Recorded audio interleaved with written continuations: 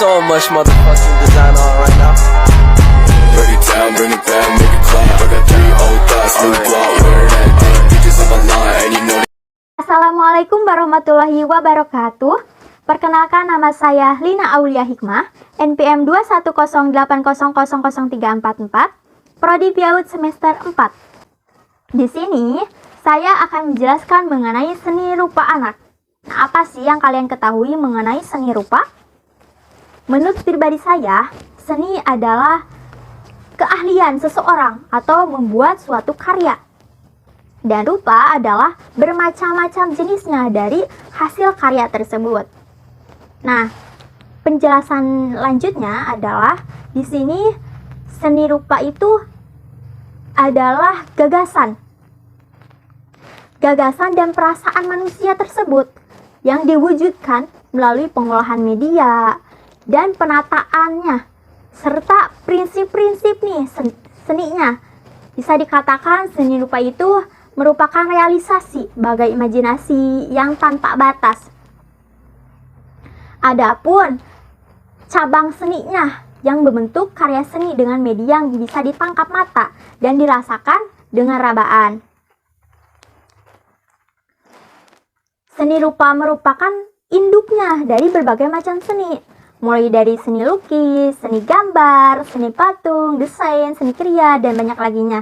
Nah, semua karya seni rupa ini bisa ditangkap oleh mata dan dirasakan dengan rabaan. Jadi, seni rupalah cabang-cabang dari semua karya seni. Lalu, ada menurut Fahrudin, tahun 2019, nah pembelajaran seni rupa ini merupakan salah satu pembelajaran seni bagi anak usia dini yang difokuskan pada pengembangan aspek seni, imajinasi, kreativitas, sensori motorik, serta pengembangan nilai-nilai kemanusiaan dan kehidupan anak. Jadi hubungannya dengan anak usia dini itu apa? Ini, menurut Fahrudin tersebut, karya anak itu bisa menghasilkan karya dalam bentuk seni rupa, menghasilkan imajinasi, kreativitas anak tersebut. Jadi hasil karya seseorang anak itu yang bebas berimajinasi, mengungkapkan perasaan dirinya dan harapannya. Terkadang nih, dalam gambar yang muncul oleh suatu bentuk dari anak tersebut, itu mengungkapkan sebuah cerita dan juga disampaikan pada saat anak menggoreskan garis atau memberi warna terhadap karya seninya tersebut. Lalu apa sih jenis seni rupa itu? Jenis seni rupa itu ada dua, yaitu jenis seni rupa 2 dimensi, lalu seni rupa 3 dimensi. Di sini hanya ada seni rupa 2 dimensi dan 3 dimensi. Dan yang saya ketahui, ada juga karya seni rupa 4 dimensi.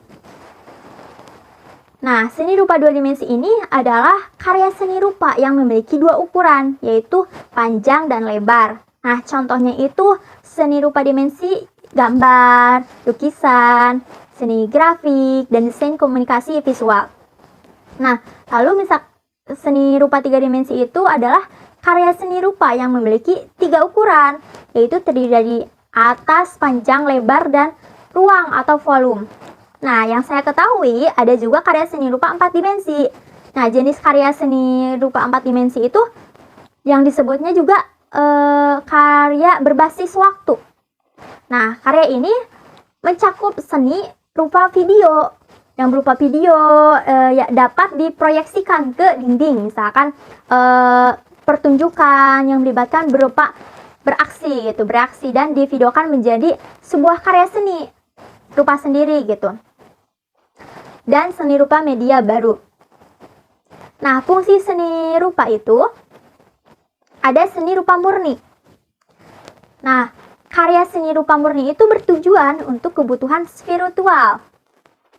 Artinya, di sini seni itu lahir dari proses kreatif dan pengalaman batin seniman gitu, yang dilandasi nilai estetis. Nah, kalau misalkan seni rupa terapan adalah karya seni rupa yang bertujuan untuk pemenuhan kebutuhan praktis.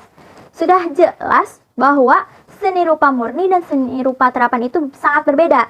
Kalau misalkan seni rupa murni itu untuk kebutuhan spiritual, kalau seni rupa terapan adalah untuk kebutuhan sehari-hari.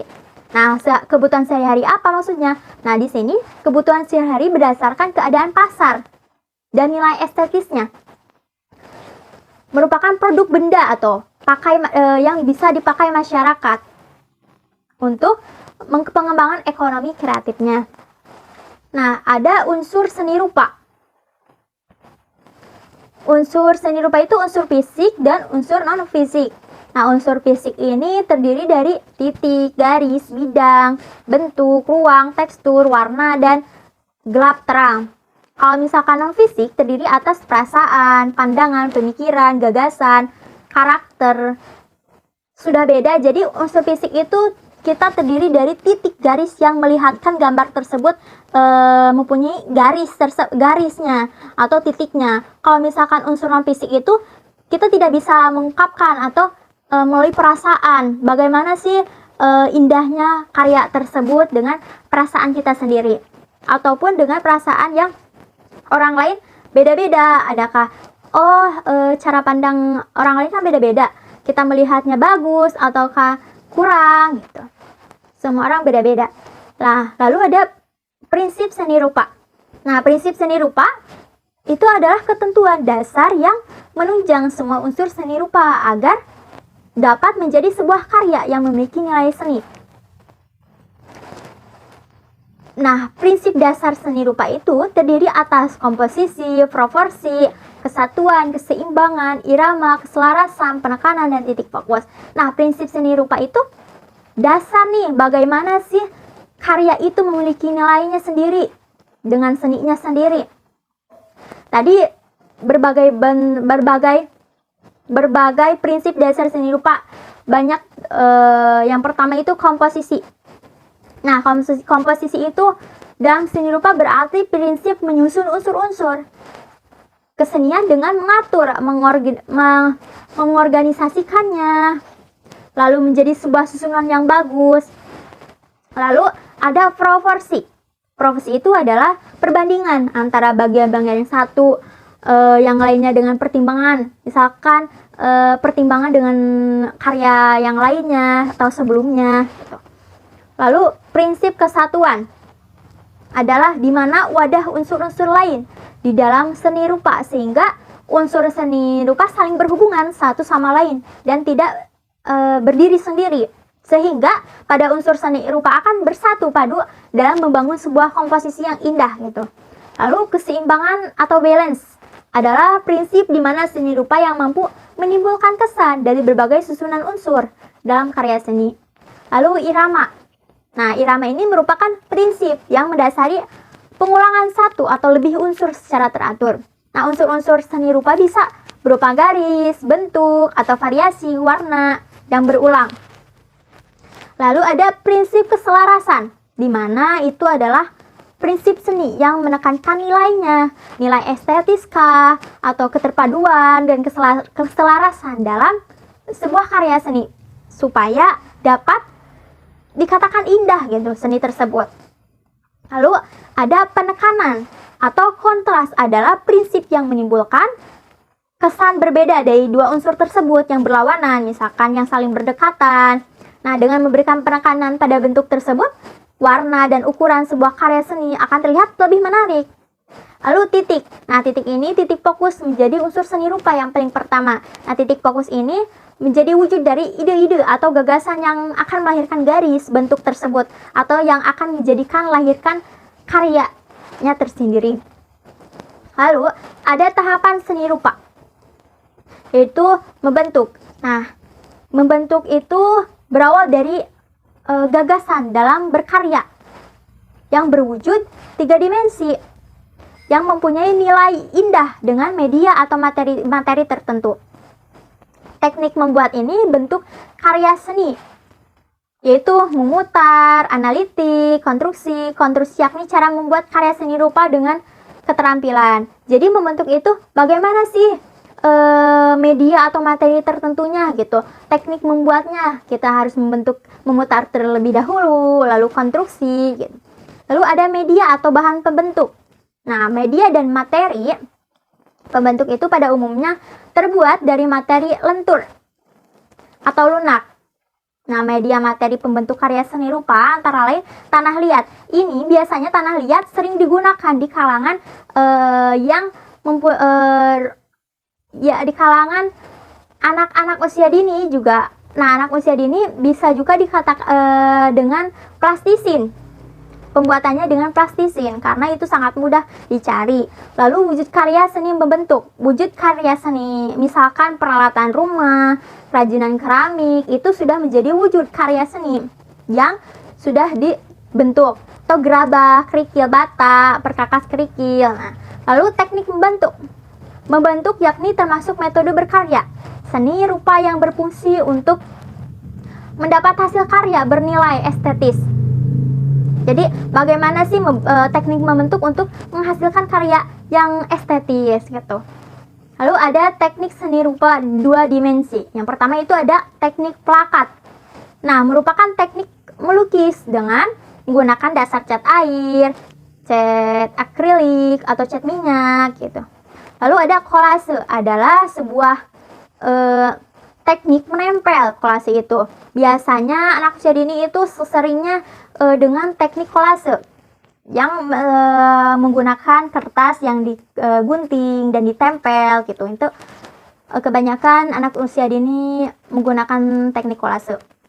Lalu teknik transparan adalah teknik yang digunakan dengan saat menggambar ataupun melukis dengan menggunakan cat air. Tetapi, nah, cat air ini hanya sekedar digoreskan secara tipis-tipis gitu. Itu teknik transparan. Lalu teknik akuarel, juga teknik sapuan basah atau teknik merupakan cara melukis objek menggunakan sapuan tipis dengan cat air. Lalu teknik pointillis adalah suatu teknik atau cara menggambar yang menggunakan sekumpulan titik kecil untuk membuat sebuah lukisan atau gambar. Lalu teknik arsir adalah menggambar yang sangat umum digunakan untuk membuat bayangan atau tekstur dari gambar tersebut. Lalu teknik Dussel adalah teknik menggambar yang penentuannya itu gelap terang. Objek gambar menggunakan pensil gambar yang digoreskan dalam posisi miring atau rebah gitu. Lalu teknik siluet. Nah, ini global atau teknik bayangan gitu. Dengan salah satu teknik pembuatannya gambar dengan cara menggambarkan secara keseluruhan dari suatu benda dalam bentuk bidang dengan cara dihitamkan.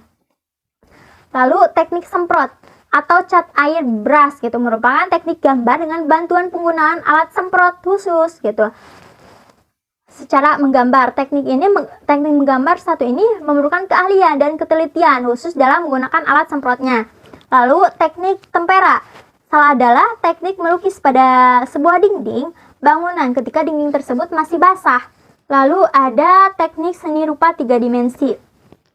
Yang pertama itu ada teknik mozaik. Dalam karya seni itu teknik memotong atau membentuk menggunakan material kaca, keramik dan semacamnya dengan cara dipotong-potong. Kemudian kepingan potong itu disusun gitu pada bidang datar dengan cara ditempel. Lalu yang kedua itu teknik aplikasi. Nah, merupakan sebuah karya hias yang digunakan dalam seni menjahit dengan cara menembakkan bermacam-macam kain yang sudah digunting seperti bunga, bintang, boneka dan masih banyak yang lainnya sebagai hiasan untuk mempercantik gitu. Lalu yang ketiga itu teknik cor, yaitu variasi dari teknik pahat yang sering disebut sebagai teknik cetak. Yang keempat, teknik pahat merupakan teknik yang membuat karya seni dengan membuang bahan-bahan yang tidak digunakan. Lalu teknik merakit.